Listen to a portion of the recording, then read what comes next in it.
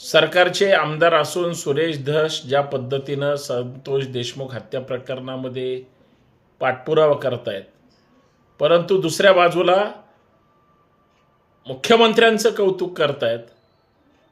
माझ्या मनात संभ्रम नाहीये, पण मला एक गोष्ट राहून राहून वाटते, ज्यांची सत्ता आहे आणि ज्यांचा मुख्यमंत्री आहे ते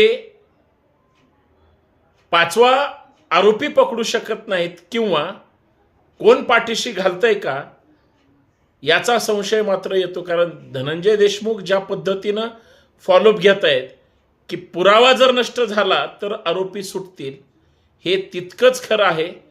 धस साहेब, मुख्यमंत्र्यांवरचं प्रेम अबाधित राहू द्या, परंतु सरकार निपक्षपातीपणे कारवाई करते का याकडे गांभीर्यानं लक्ष देणं गरजेचं आहे. मी संशय व्यक्त करत नाही, अडचणी सांगतो.